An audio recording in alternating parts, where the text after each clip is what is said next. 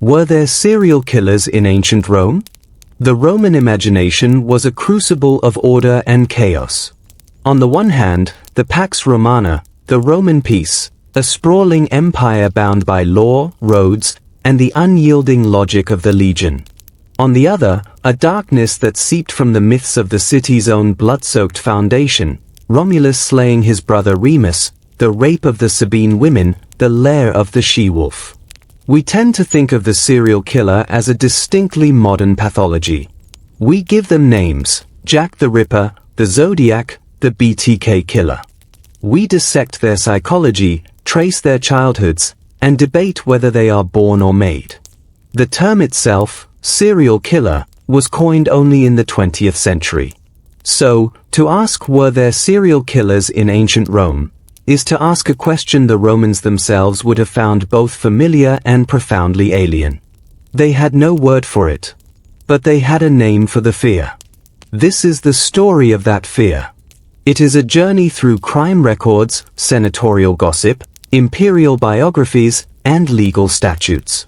It is an investigation into whether the men, and a few women, who committed acts of extraordinary, repetitive, and ritualized violence in the heart of the Roman world were outliers, mythological constructs, or the first recorded faces of a timeless human aberration. To find the answer, we must first shed our modern assumptions and walk the crowded, unsanitary, politically charged streets of Rome, where the line between predator, politician, and deity was often terrifyingly thin. The framework of fear, law, order, and the predator. Before we can hunt for serial killers in ancient Rome, we must understand what Romans believed a killer to be. Their concept of murder was not ours. It was filtered through the rigid hierarchies of class, the sanctity of the household, and the political instrument of the law. The lex Cornelia de Sicarius et Veneficis. The cornerstone of Roman homicide law was the Lex Cornelia, instituted by the dictator Lucius Cornelius Sulla in 81 BCE. This law did not simply outlaw killing, it created a category of killer. The law targeted the sicarius, literally, a user of the sickle, a curved dagger favored by assassins and urban thugs. To be a sicarius was not merely to be a murderer, it was to be a prowler, a man who stalked his victims with a concealed weapon. The law listed capital crimes: carrying a weapon with intent to kill, the manufacture of poison, arson, and, significantly, the act of being a judge who accepted a bribe to condemn an innocent man to death. In the Roman mind, the corrupt magistrate was a species of the same predator as the man who slit throats in a dark alley. Both were killers who perverted the social order. But the Lex Cornelia reveals a gap. It was a product of its time, crafted to combat the violent gangs that had terrorized the late Republic. It was designed to quell political violence and armed robbery. The concept of a man who killed strangers repeatedly for personal gratification did not fit neatly into this framework. Such a man would not be a sicarius in the political sense. He would be a monster, a bellua, something closer to a plague than a criminal. The limits of Roman forensics. Roman policing was municipal, not imperial. The cohorts urbani and the vigils were firemen and night watchmen, more concerned with preventing insurrection and conflagration than with investigating a series of unexplained disappearances. There was no detective bureau, no forensic science. Cause of death was often determined by the nearest magistrate, who relied on witness testimony, torture of slaves whose testimony was only admissible under duress, and, perhaps most importantly, social status. If a series of poor travelers vanished along the Via Appia, who would notice? Who would connect the dots? The Roman world was pre-statistical. Patterns of violence were understood as isolated acts of banditry or the wrath of the gods. A modern serial killer thrives in anonymity and system gaps. Ancient Rome, with its vast underclass of slaves, foreigners, and the urban poor, offered a landscape of invisibility that a predator could exploit with near impunity. A slave was not a legal person. The death of a slave was a property loss, not a murder in the eyes of the law. unless that slave belonged to someone else.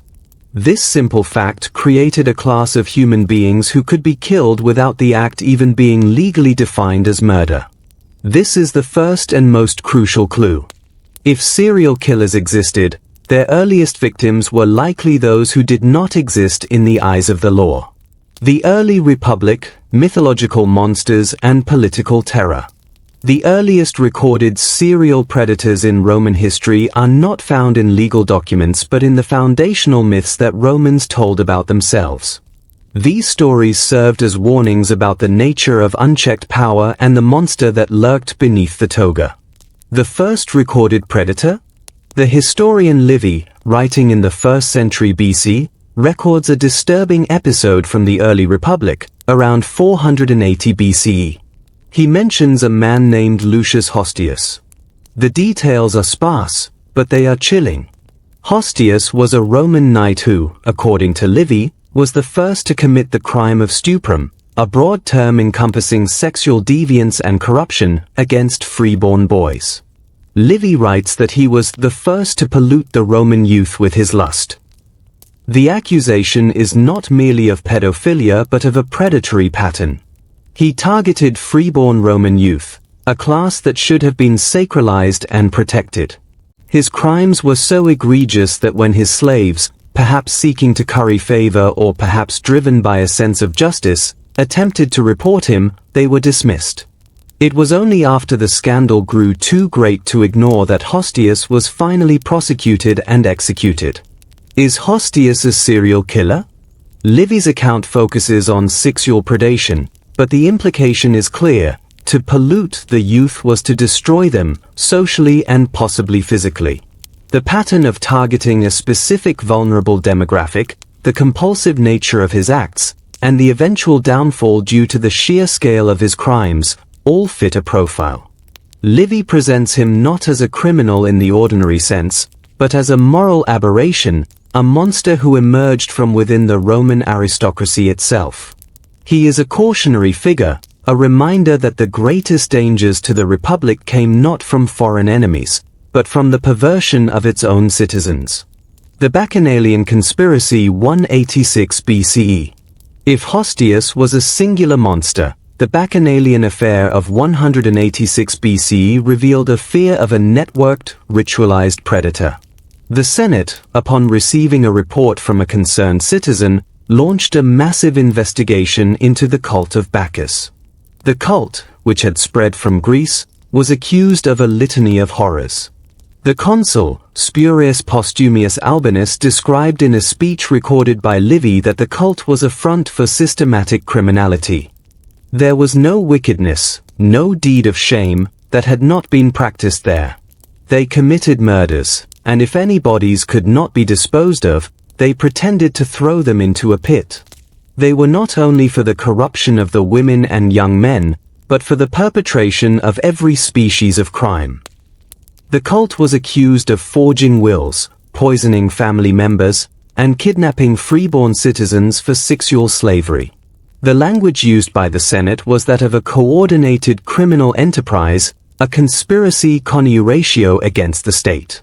But woven into the political rhetoric is the concept of a group of individuals who derived pleasure from killing and did so repeatedly, using ritual and secrecy to shield their crimes. While not a single serial killer, the Bacchanalian panic reflects the Roman fear of the repetitive predator, the idea that there were individuals who killed not for passion, not for political gain, but as a matter of course, as an expression of a depraved lifestyle. The response was unprecedented: thousands of executions, a senatorial decree banning the cult, and the establishment of a permanent state of vigilance against such secret societies.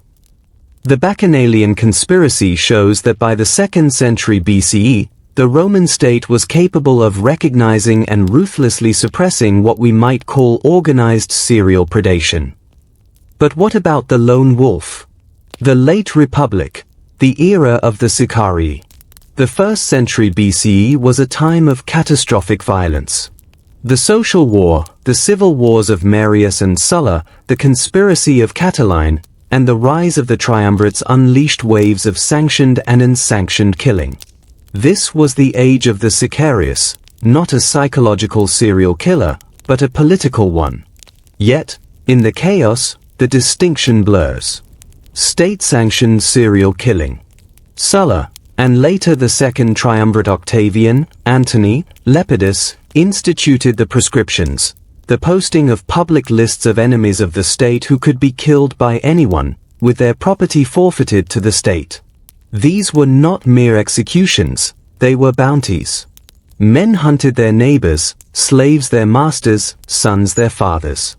The historian Appian describes the scene in Rome during the proscriptions of 43 BCE with a clinical horror. Heads were exposed on the rostra, and there was a constant and horrible sight in the forum. They were killed in various ways. Some were beheaded, others were torn limb from limb, and some were thrown into the Tiber. For the men who carried out these killings, men like the centurion who proudly showed Cicero's severed head to the triumvirs, this was a profession. They killed repeatedly, methodically, and with the sanction of the highest authority. Is a state-sponsored assassin a serial killer?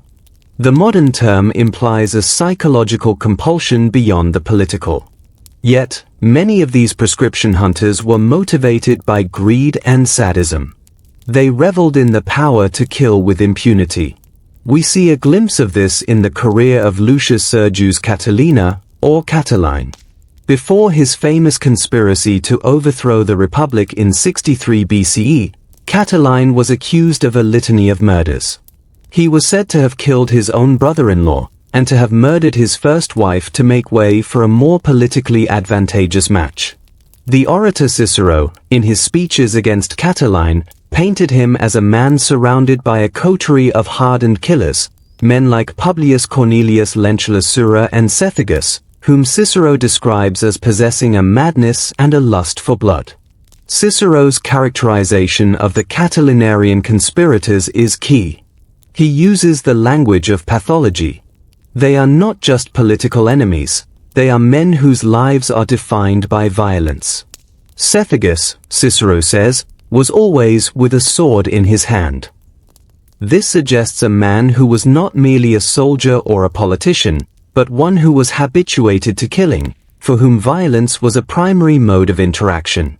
When the conspiracy was uncovered, the conspirators were summarily executed in the Tullianum, the state prison, a dark, subterranean chamber where strangulation was the standard method. Their deaths were swift, but the fear they represented lingered. The empire, the psychology of power. With the establishment of the Principate under Augustus, the overt political violence of the late Republic was suppressed. But the monster did not disappear. It migrated. It crawled into the imperial palace itself. The 1st century CE produced a series of emperors whose behavior, as recorded by the senatorial historians Tacitus, Suetonius, and Cassius Dio, strains the boundaries of sanity. The question is, were emperors like Tiberius, Caligula, and Nero merely cruel tyrants, or do their biographies describe a pattern of behavior consistent with serial killing? The recluse of Capri 14 to 37 CE. Tiberius, the stepson of Augustus, began his reign with a reputation for competence and restraint. He ended it as a paranoid recluse on the island of Capri. The rumors that swirled around his self-imposed exile are the stuff of dark legend. Suetonius, writing a century later, compiled a dossier of horror. On Capri, Tiberius was said to have created a private world of systematic abuse. He established a school for young boys and girls, whom he called his minnows, and trained them to perform orgies in his presence. But the allegations go beyond sexual depravity. Suetonius writes that Tiberius was exceedingly cruel, and took pleasure in watching his victims die slowly. He recounts specific incidents. A man who was thrown from the cliffs of Capri after being forced to drink a massive quantity of wine. Another who was killed for attempting to pin a silver coin to Tiberius's toga as a joke. The most chilling account is of a practice Suetonius calls the recuperatio. Tiberius would, according to his biographer, have his agents seize men and women who had made vows to a local deity for healing. They were brought to him, and he would have their legs broken, presumably as a form of treatment before throwing them from the cliffs. If true, this is serial killing by any modern definition. A pattern of victims, those seeking healing, a ritualized method, the broken legs, the fall, a secluded location, the cliffs of Capri, and a perpetrator with absolute power over his victims. Were these men and women slaves? Freedmen? Unknown travelers? Their identities are lost to us, but the pattern is clear. The historical debate rages over Suetonius's reliability. He was a collector of scandal, not a historian in the modern sense. The senatorial class loathed Tiberius. But even if we allow for exaggeration, the fact that such stories were not only told but widely believed tells us something profound. The Roman imagination could conceive of a man of immense power using that power to repeatedly abduct, torture, and kill for his own pleasure. The monster was not just in the slums, he was on the throne. Caligula, the cruelty of Caprice 37 to 41 CE. If Tiberius was a systematico-predator, his successor Gaius, known as Caligula Little Boots, I was a chaotic one. His reign was short, just under 4 years, but the historical record is replete with accounts of seemingly random, sadistic violence. Caligula's favorite phrase, according to Suetonius, was oderint dum metuant, let them hate me, so long as they fear me. He lived by this maxim. He is said to have forced parents to watch the execution of their sons, and then invited them to dinner immediately after. He would have spectators in the arena thrown to the beasts for no reason other than a perceived lack of enthusiasm. When a priest refused to sell him a particularly beautiful slave boy for a debauched purpose, Caligula had the priest seized and strewed the steps of the temple with his blood. The killings attributed to Caligula lack the organizational structure of Tiberius's alleged crimes. They are capricious, public, and driven by a seemingly limitless ego. Yet, they share the hallmarks of a serial killer's psychology, a complete lack of empathy, a need for dominance, and a pattern of violence that escalated over time. His assassination by members of the Praetorian Guard was presented by the conspirators as an act of liberation from a monster. The artist as mass murderer 54 to 68 CE. Nero's reign culminated in a fire that destroyed much of Rome in 64 CE, a disaster he was rumored to have orchestrated to clear space for his opulent golden house. Whether he started the fire or not, he used the aftermath to launch a persecution of the new Christian sect. Tacitus provides the most vivid account of Nero's cruelty. Covered with the skins of beasts, they were torn by dogs and perished, or were nailed to crosses, or were doomed to the flames and burnt, to serve as a nightly illumination, when daylight had expired. Nero's killings were not private obsessions, they were public spectacles. He had his own mother, Agrippina, assassinated. He kicked his pregnant wife, Poppaea Sabina, to death. He had his stepbrother, Britannicus, poisoned. But beyond these political murders, he is credited with a pattern of roaming the streets of Rome at night, disguised, attacking men and women in taverns and on the streets. The historian Suetonius says he would stab those whom he met, and throw their bodies into the sewers. If this is accurate, it describes an emperor who engaged in the classic behavior of a predatory serial killer, nocturnal stalking, random victims, and the disposal of bodies to conceal the crime. The combination of state-sponsored mass murder, the Christians, and personal, predatory violence paints a picture of a man for whom killing was both a tool of power and a source of personal gratification. The question remains, were these emperors serial killers in the clinical sense, or were they simply tyrants whose crimes were exaggerated by a hostile senatorial tradition? Perhaps the distinction is anachronistic. For the Romans, the answer was simpler. They were tyranny. The tyrant, in Roman political philosophy, was a man who had broken the social contract and, in doing so, had become a predator upon his own people. The tyrant was, by definition, a man who killed without restraint, without justice, and for his own ends. In the Roman mind, Tiberius, Caligula, and Nero were not aberrations. They were the ultimate expression of what happened when a man's power exceeded his humanity. The literary predator, Petronius, and the crocodile hunter. The Roman fascination with monstrous killers extended beyond the imperial palace into the realm of literature. The greatest novel to survive from antiquity, Petronius's Satyricon, written during Nero's reign, contains a tale within a tale that is arguably the earliest recorded serial killer narrative in Western literature. The Widow of Ephesus, a tale of necrophilia and resourcefulness. The story, told by the character Eumolpus, is not about a predator per se, but about a widow whose husband has died. She vows to starve herself to death in his tomb. A soldier, guarding a nearby crucifixion site to prevent the families of the crucified from stealing the bodies for burial, notices her. He seduces her with food and wine, and she revives. However, while they are occupied, one of the crucified bodies is stolen. Faced with the soldier's execution for dereliction of duty, the widow makes a macabre suggestion. They take her husband's body from the tomb and hang it on the cross in place of the missing criminal. The humor is dark and cynical, but the underlying theme is a Roman awareness of the gruesome transactions that could occur in the shadows of its justice system. The body of a murdered man becomes a commodity. The story's power lies in its casual acceptance of such desecration as a plausible solution. The real predator, a D2 in the suburbs. More pertinent is another episode in the Satyricon where the narrator, Encolpius, and his companions become lost in a seedy suburb. They encounter a mysterious figure, a man who calls himself a senator, a diner, but who seems to be a lower of travelers. The atmosphere is one of dread. The group finds themselves in a portico filled with the faded paintings of a forgotten artist, and the scene drips with the threat of being trapped, robbed, and killed.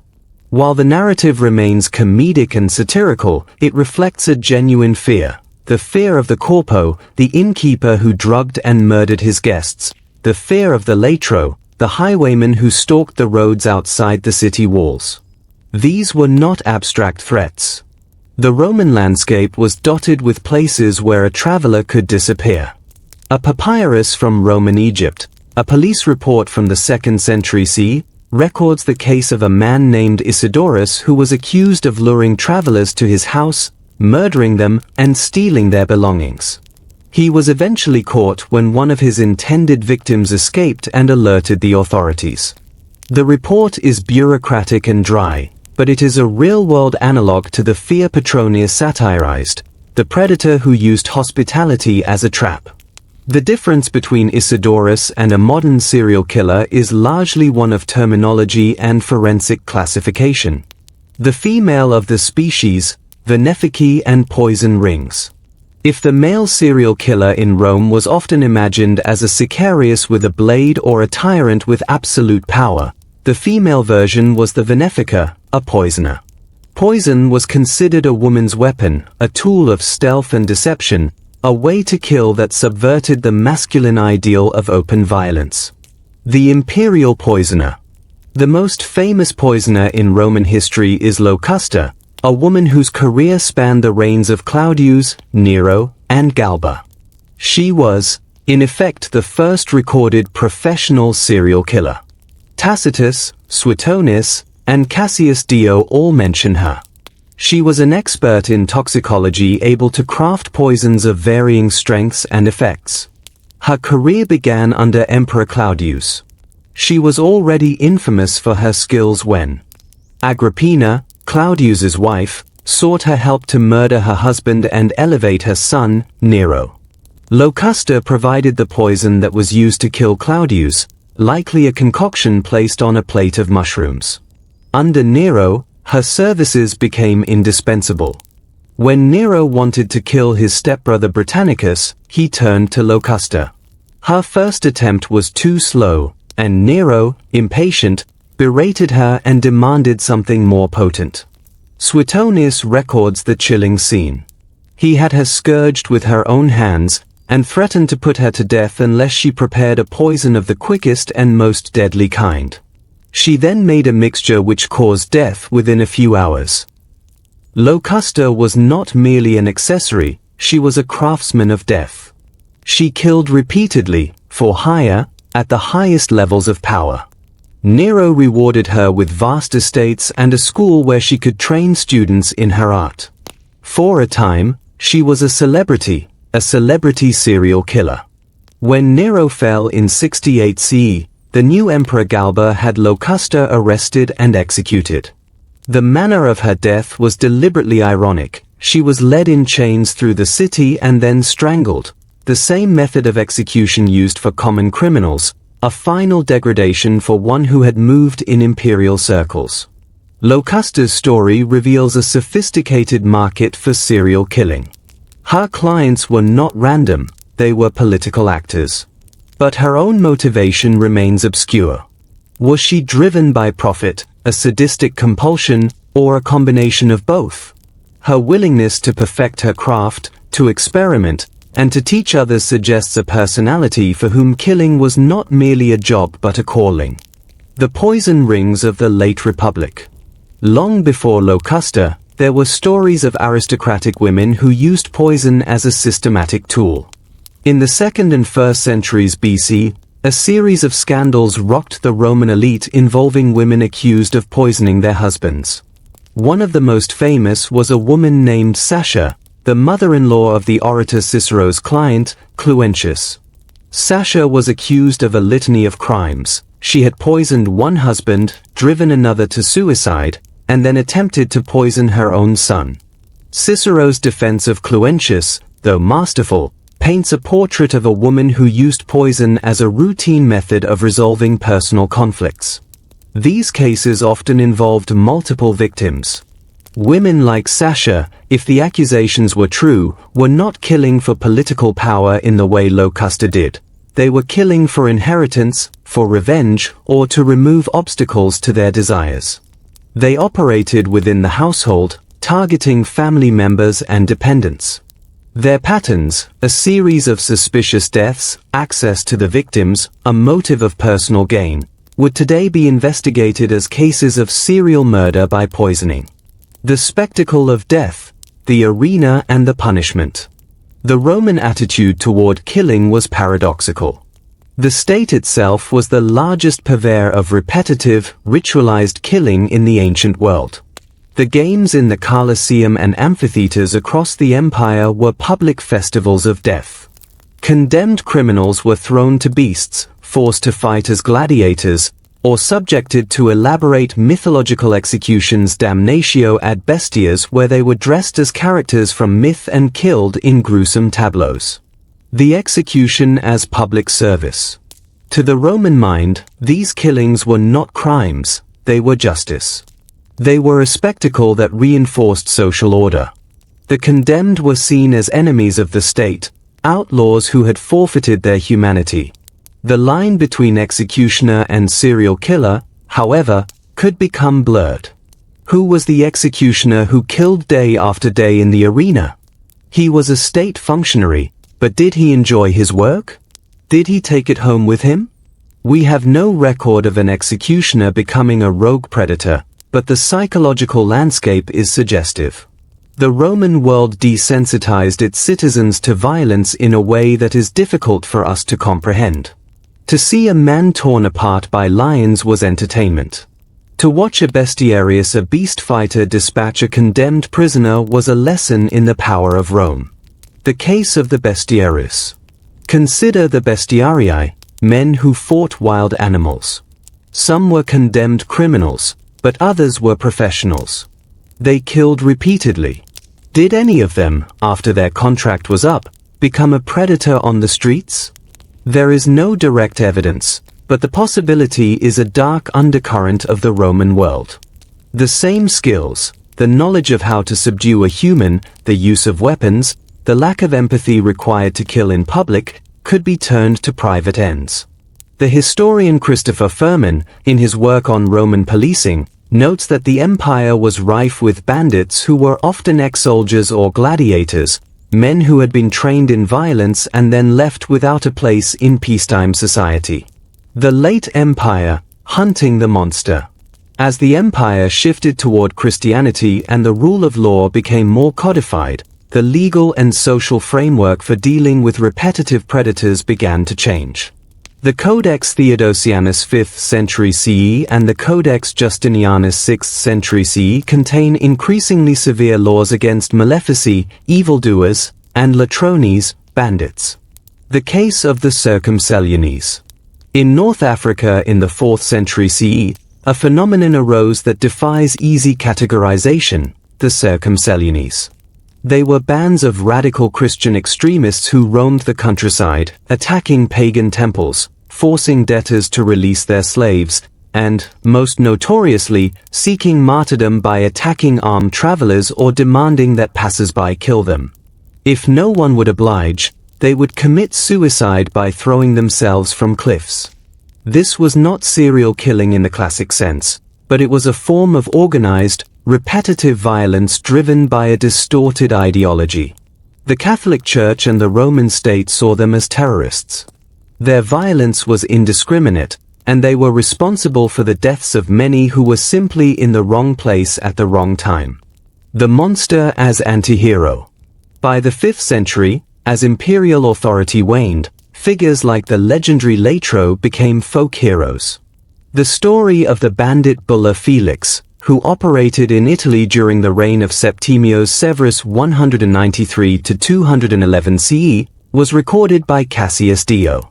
Bulla Felix led a gang of over 600 men for 2 years, evading the emperor's best troops. He was not a serial killer in the modern sense. His violence was largely property-based, but his legend illustrates a shift.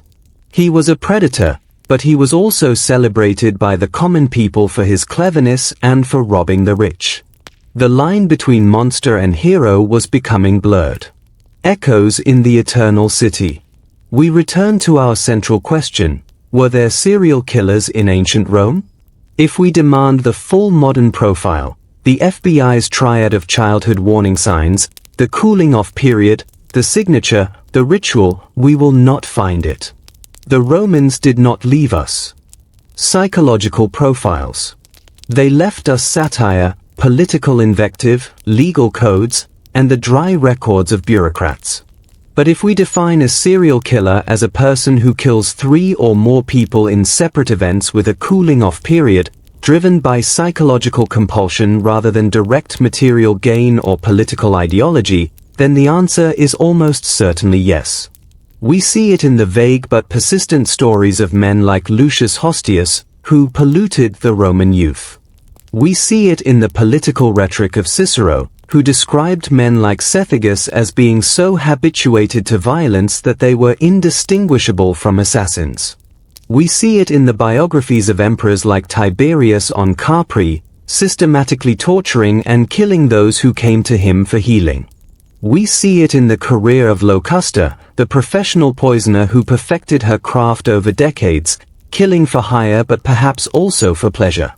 And we see it in the police reports from the provinces, like the innkeeper Isidorus, who murdered travelers in their beds. The difference is not one of existence, but of categorization. We have a word for it: serial killer. They did not. They called such people sicarii if they used a dagger, venefici if they used poison, tyranni if they held power, latrones if roamed the countryside, or simply monstra, monsters. The monster, in the Roman imagination, was a thing that defied order. It was the wolf that lurked outside the city gates, the she-wolf who suckled the founders, the lion in the arena, and the man in the toga whose lust for blood could no longer be contained by the laws of men. They did not have our terminology, but they had our fear.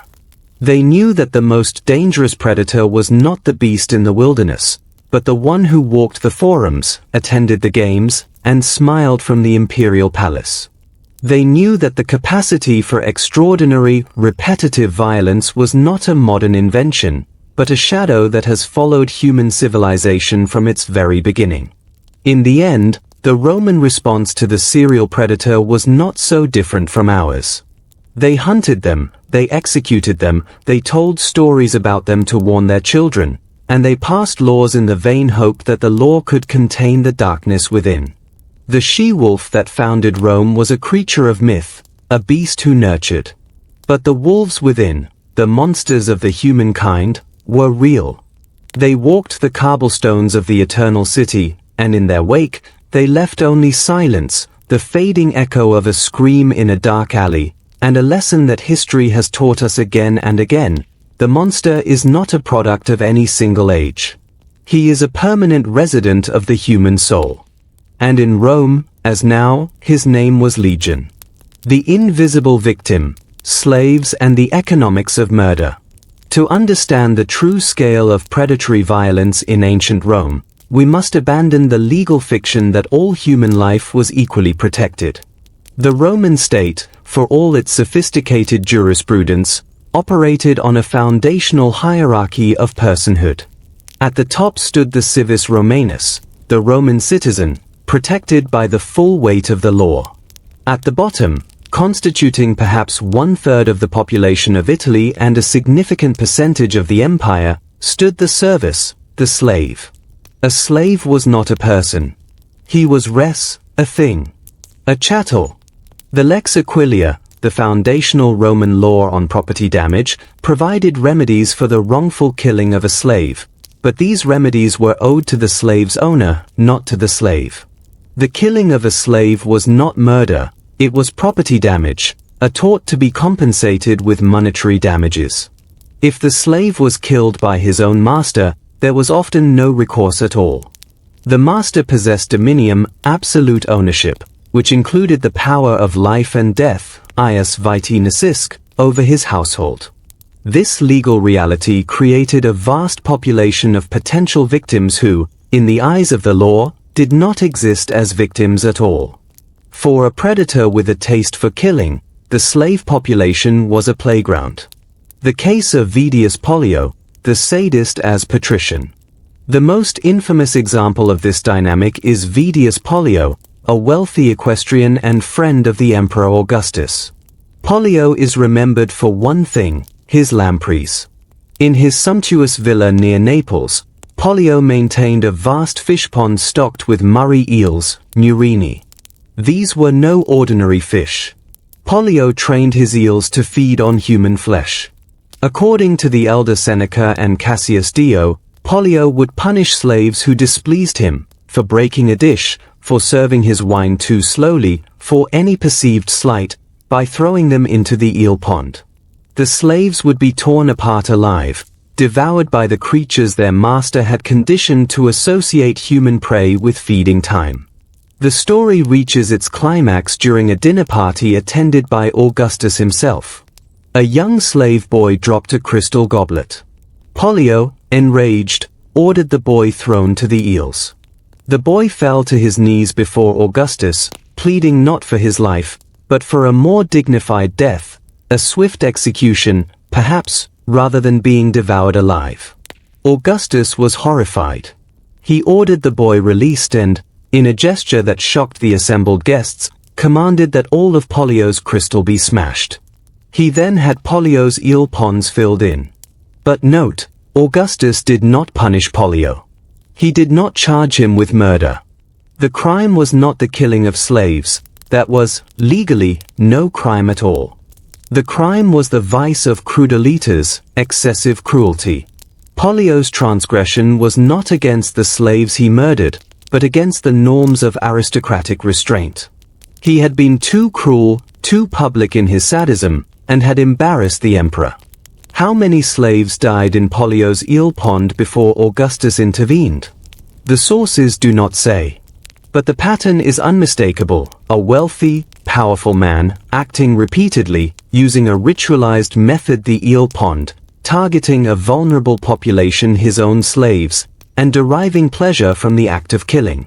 By any modern definition, Vedius Pollio was a serial killer. His victims were simply not considered victims by the society in which he lived. The brothel and the lano, a system of disappearance. If the household was a site of potential predation, the Roman lupina, the brothel, was another. Prostitutes, many of them slaves, existed in a legal netherworld. They were infames, people of tarnished reputation, stripped of most legal protections. A Leno pimp or brothel keeper who killed a prostitute was, like Pollio, guilty only of destroying his own property. The satirist Juvenal, in his satires, paints a grim picture of the predatory Leno. He describes one such figure, a man named Latinus, who was said to have killed a prostitute for displeasing a wealthy client. The killing is described casually, as an accounting matter. The Roman legal scholar Ulpian, writing in the 3rd century CE, notes in his digest that while a master cannot arbitrarily kill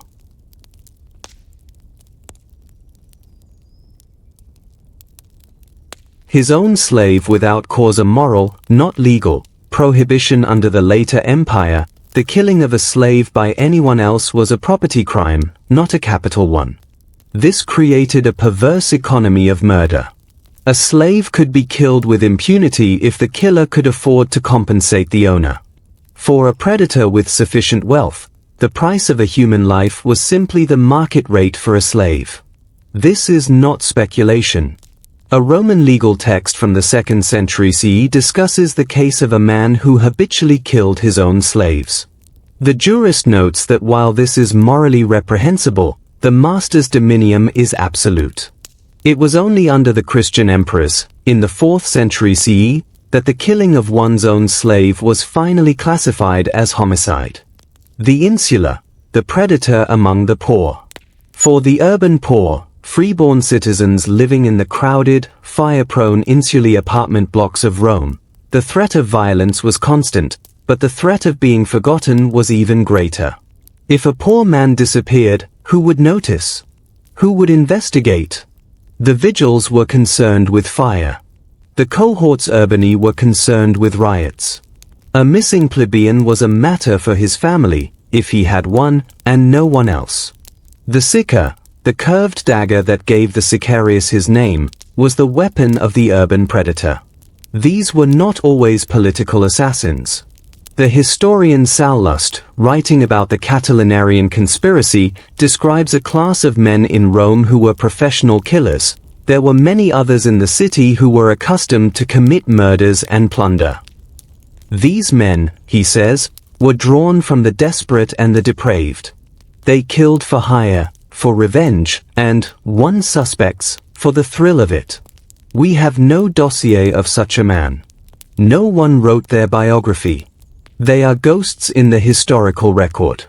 But their existence is inferred from the laws designed to stop them. The Lex Cornelia itself, with its focus on the sica, is evidence of a problem.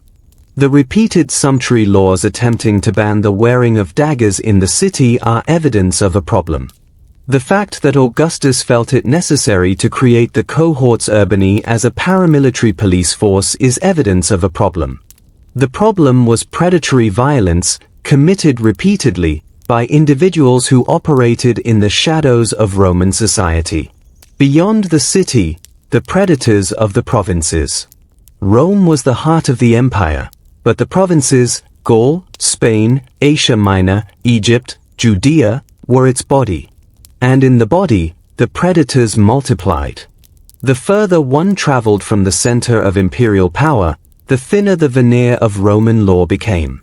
The latro, the bandit, was a figure of terror across the empire, but some latrones transcended banditry. They became something else, serial killers who roamed the highways, preying on travelers with a consistency that suggests compulsion rather than mere economic necessity. The latrones, bandits or serial predators.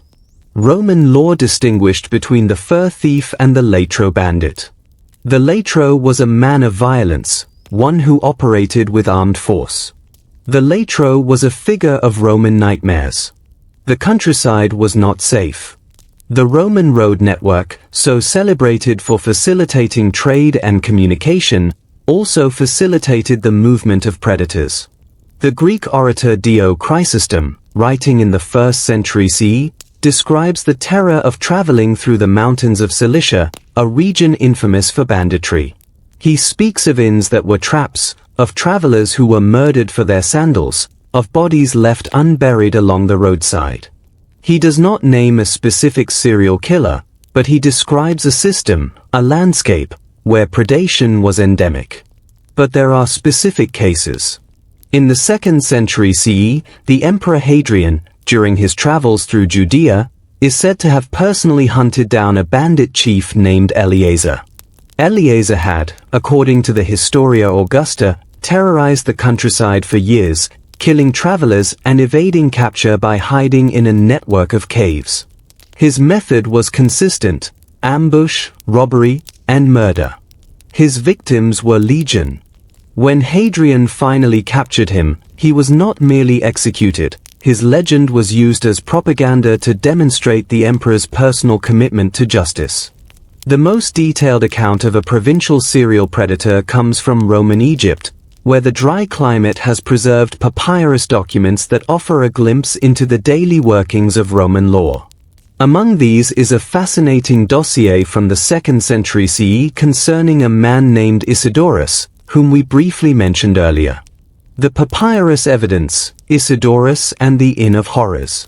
The papyrus records a hypomnema, a legal memorandum, from the village of Ptolemy in the Fayum region.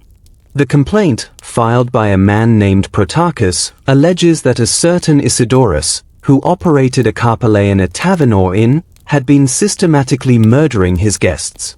The details are fragmentary but evocative.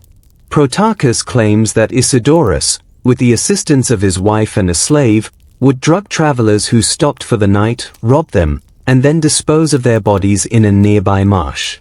The complaint lists 3 specific victims whose disappearances had been noted by their families. When local authorities investigated, they found human remains in the marsh, along with the belongings of the missing men. Isidorus's fate is not recorded, but the document itself is remarkable. It shows that the pattern of the predatory innkeeper, the corpo who murders his guests, was not merely a literary trope from Petronius's Satyricon. It was a real phenomenon, serious enough to be prosecuted by the Roman administration in a provincial backwater. What drove Isidorus? Was it merely greed? Or was there something else, a compulsion, a pleasure derived from the act of killing itself?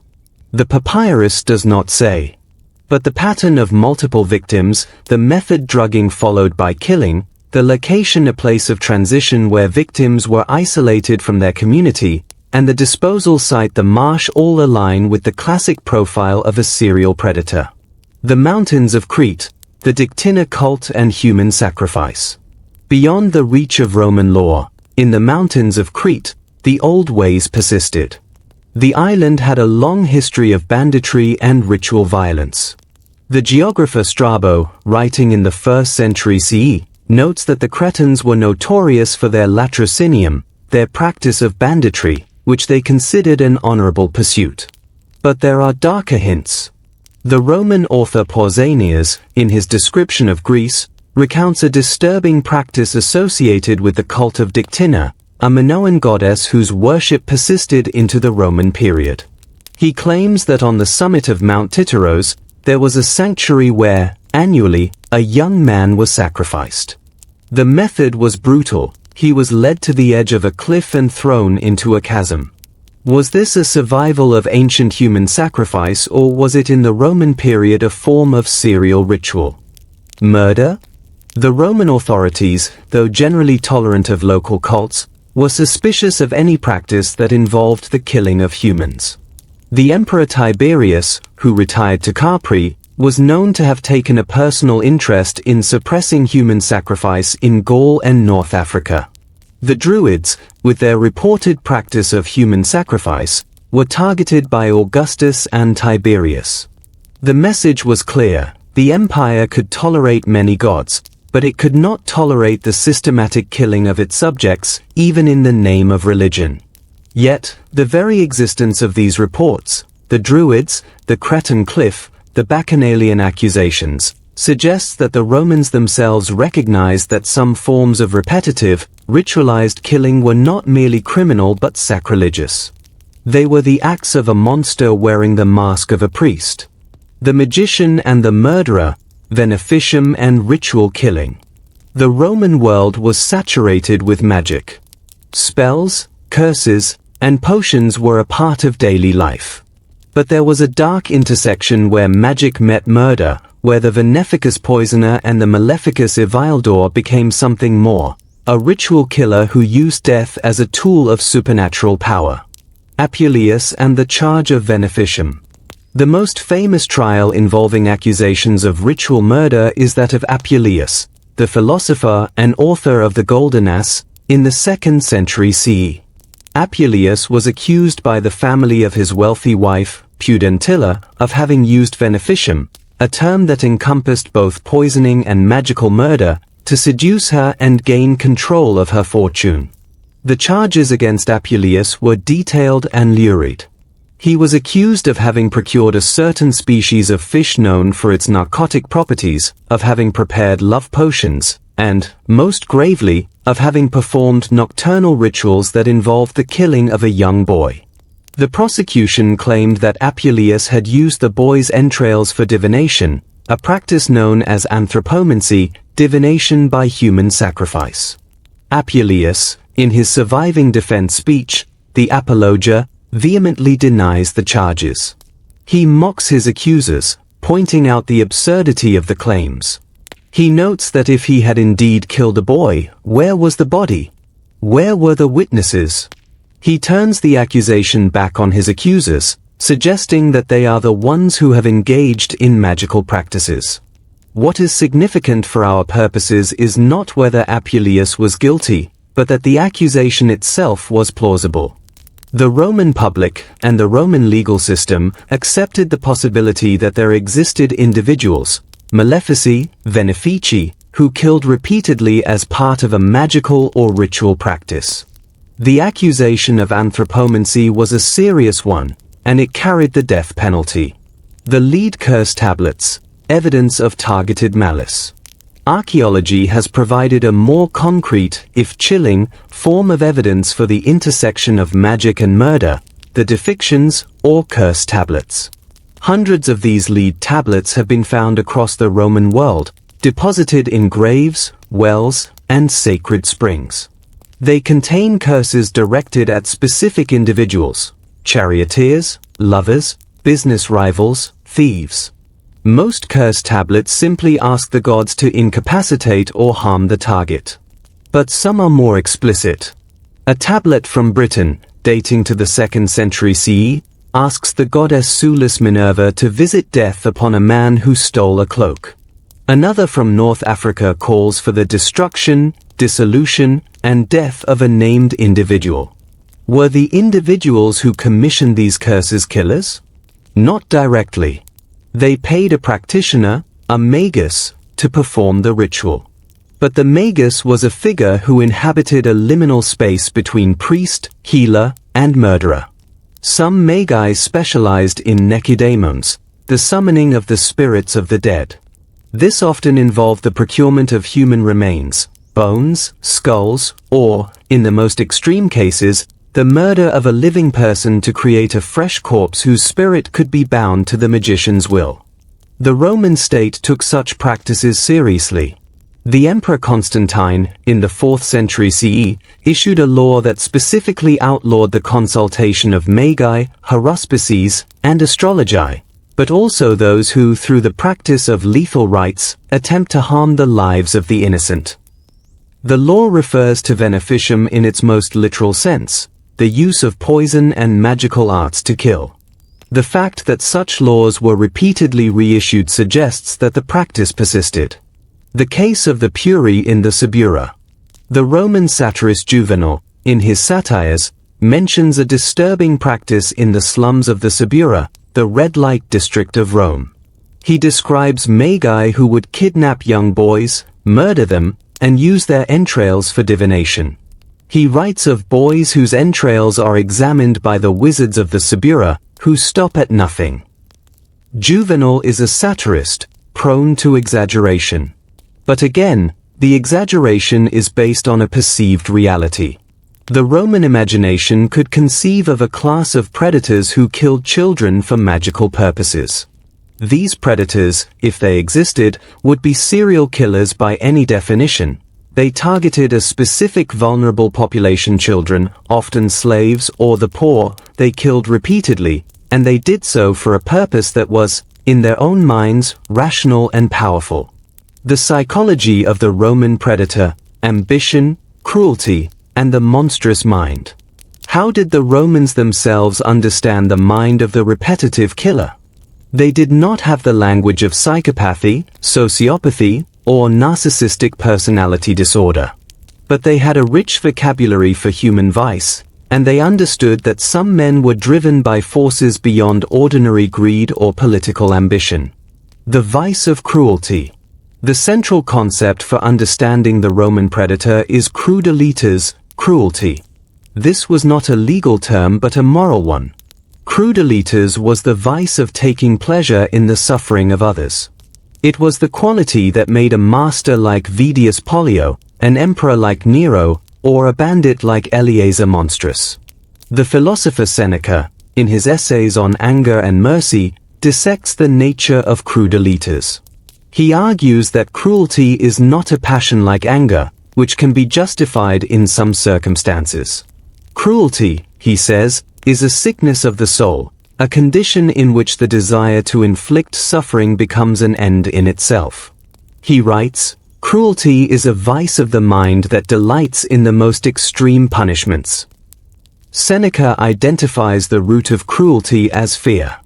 The cruel man, he argues, is driven by a profound insecurity. He inflicts suffering to prove his power, to quell his own terror of being vulnerable. This analysis, written nearly 2 millennia before modern psychology, aligns remarkably well with contemporary understandings of the sadistic personality. The tyrant as clinical case study. The Roman biographer Suetonius, in his Lives of the 12 Caesars, provides what amounts to a series of clinical case studies in the psychology of power and predation. His portraits of Tiberius, Caligula, and Nero are exercises in cataloging pathological behavior. Consider Suetonius's description of Caligula's cruelty. He could not refrain from inflicting upon the spectators, as they fought, any cruelty that his fancy suggested. He often closed the public granaries and compelled the people to suffer hunger. This is not merely political oppression. Suetonius describes a pattern of cruelty that is gratuitous, inflicted not for any strategic purpose, but for the pleasure of exercising power over suffering. Caligula, he says, would call men to his palace, whisper to them, and then, when they failed to answer a question he had not actually asked, have them executed for not listening. He would have fathers watch their sons die, then invite them to dinner. He would order the death of a man simply because he had seen the man praying for the emperor's death, a prayer Caligula himself had suggested. Modern psychologists might diagnose Caligula with narcissistic personality disorder, antisocial personality disorder, and sadistic traits. But Suetonius, without the terminology, captures the essence: a man for whom other human beings were objects to be broken for entertainment. The role of ambitio and invidia. Other Roman writers looked to different motivations. The historian Tacitus, in his Annals, explores the role of ambitio, the relentless pursuit of power, and invidia, envy, in driving men to murder. His portrait of the Praetorian prefect Sejanus, who terrorized Rome under Tiberius, is a study in how political ambition can transform a man into a serial predator. Sejanus, according to Tacitus, systematically eliminated his rivals through a network of spies and informers. He engineered the downfall of Germanicus, the beloved nephew of Tiberius, and then persecuted his family. His methods were indirect. He used poison, false accusations, and the machinery of the state, but the result was a pattern of killing that spanned years. When Sejanus himself fell, the carnage was immense. Tacitus describes how the bodies of his associates were dragged through the streets and thrown into the Tiber, the same river that had received the bodies of his victims. Sejanus was not a serial killer in the sense of a lone predator stalking the streets. He was a political serial killer, a man who used power to kill repeatedly and methodically.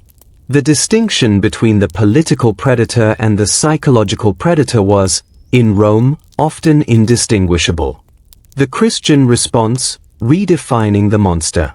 With the rise of Christianity, the Roman understanding of the serial predator underwent a profound shift.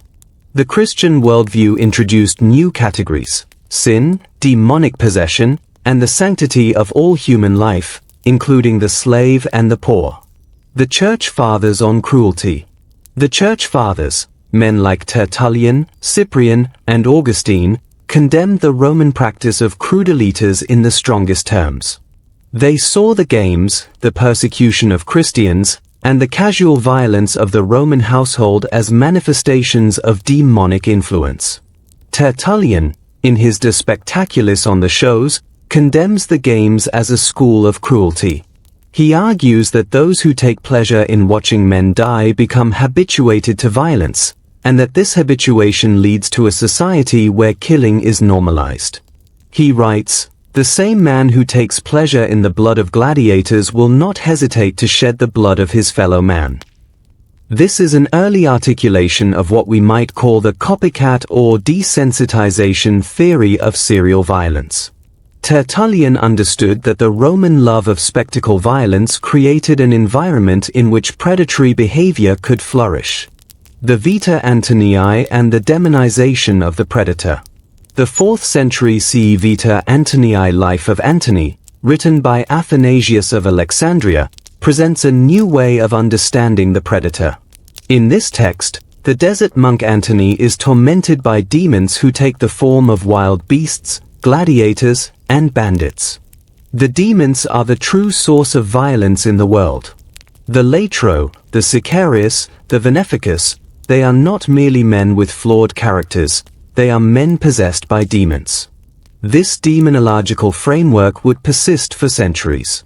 The medieval serial killer, when he appeared, would not be understood as a product of psychology or social environment, but as a man in thrall to Satan. The Roman world, with its nuanced vocabulary of vice and its sophisticated legal system, had not fully gone there. But the seeds were planted. The legal revolution, Constantine and the protection of the weak. The most significant shift came with the Emperor Constantine and the Christian emperors who followed him. In 315 CE, Constantine issued a law that made it a capital crime for a master to kill his own slave. This was a revolution. For the first time, the life of a slave was legally protected against the master's dominion. The slave was no longer merely property. He was, in the eyes of the law, a person whose murder was homicide. Later emperors expanded these protections. The Codex Theodosianus 438 CE and the Codex Justinianus 529 CE contain laws against the killing of slaves, the abandonment of infants' exposure, and the operation of brothels that exploited the unwilling. The state was beginning to take responsibility for the protection of those who had previously been invisible. This legal revolution did not end predatory violence. But it changed the framework. A man like Vedius Pollio, if he had lived in the 5th century, would not have been merely embarrassed by an emperor. He would have been tried for murder. The serial killer had not disappeared, but the society that had once provided him with legal cover was being systematically dismantled. The uncounted and the unknown. We have traveled from the eel ponds of Vedius Pollio to the inns of Roman Egypt, from the magical rituals of the Subura to the legal reforms of Constantine. What emerges is a picture of a society that, while lacking the terminology of serial murder, was intimately familiar with its patterns. The predators of ancient Rome were not like the serial killers of the 20th century. They did not leave taunting letters for the police. They did not have FBI profiles. They operated in a world where the legal system was designed to protect the powerful and ignore the weak. They were, in many cases, the powerful themselves, masters who killed their slaves, emperors who killed their subjects, magistrates who used the law as a weapon. But they also existed in the shadows, the Sicarius who prowled the streets of Rome with a curved dagger, the Corpo who drugged his guests and threw their bodies in a marsh, the Magus who killed children for their entrails, the Latro who haunted the mountain passes. These figures are less visible in the historical record. They left no biographies, no speeches, no laws named after them. They are ghosts. Yet their presence is felt. It is felt in the Lex Cornelia and the Cohorts Urbani, in the satires of Juvenal and the letters of Seneca, in the cursed tablets thrown into wells and the papyrus complaints from the Fayum. The Roman state, for all its flaws, recognized that there were men who killed not for gain, not for politics, not for war, but for something darker, for pleasure, for power, for the thrill of extinguishing a life. The question is not whether such men existed. The question is how many, and whose names we will never know. The legacy, from Rome to the present. As the Roman Empire crumbled in the West, the legal and cultural frameworks that had evolved to deal with predatory violence did not disappear. They were absorbed, transformed, and passed down. The barbarian codes, a new framework. The Germanic kingdoms that succeeded Roman authority in the West, the Visigoths, the Ostrogoths, the Franks, the Lombards, developed their own legal codes. These codes, like the Lex Salica of the Franks, retained the Roman distinction between free and unfree, but they also incorporated Christian notions of the sanctity of life. The Lex Visigothorum, compiled in the 7th century, contains laws against malefici, evildoers, who kill through magic or poison. The penalties are severe, death by burning. The figure of the maleficus, the magician who kills, persists from the Roman world into the medieval. The medieval serial killer, echoes of Rome.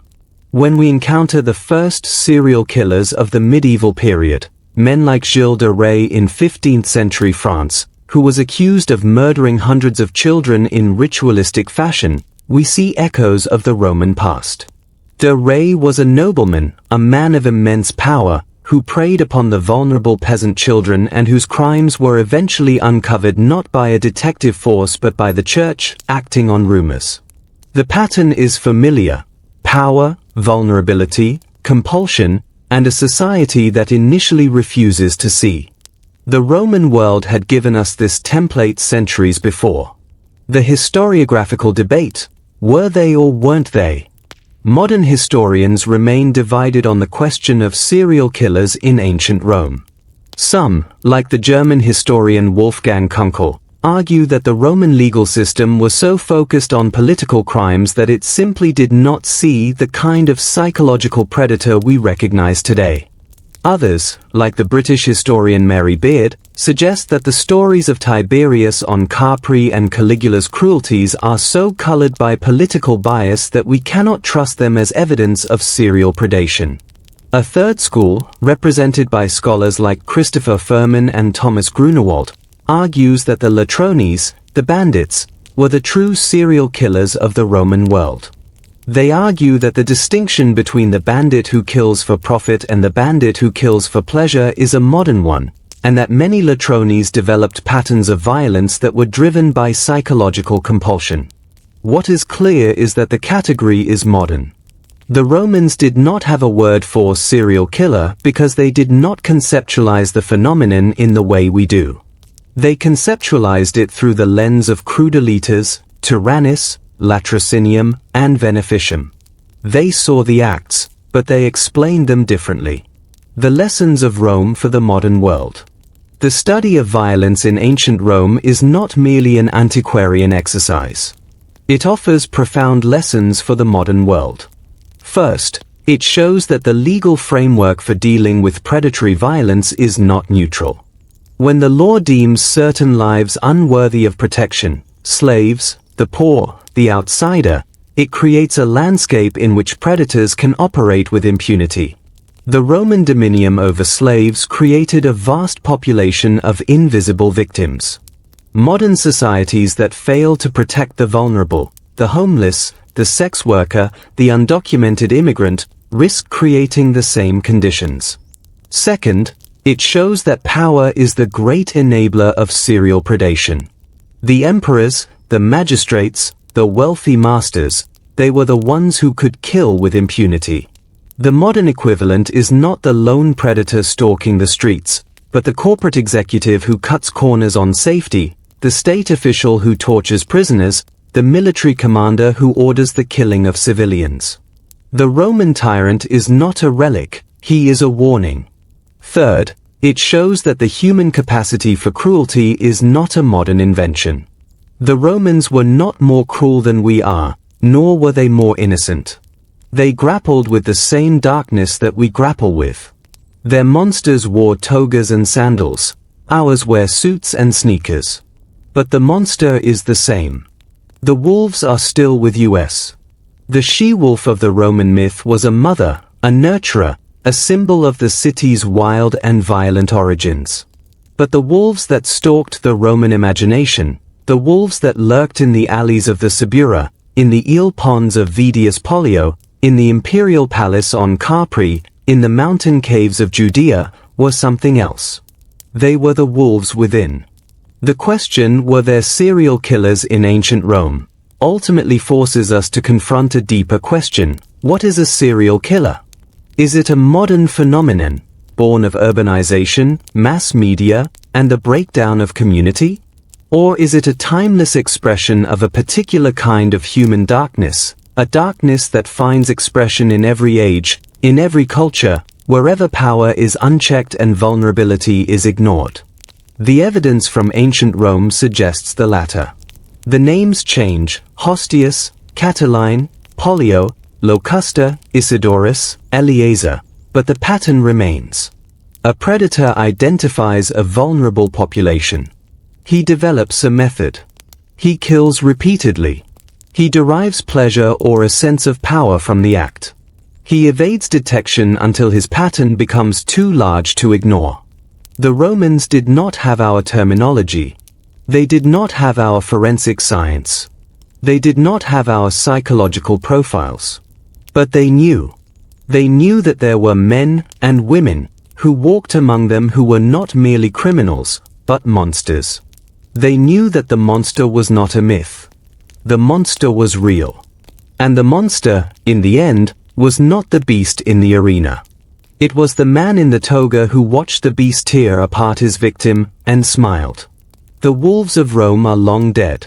But the wolves within are not. They walk among us still, in every city, in every nation, wherever the powerful prey upon the weak, wherever the law looks away, wherever the invisible become the uncounted. The question is not whether there were serial killers in ancient Rome. The question is whether we have learned anything from their existence. This documentary has been a journey through the darkness of the Roman world.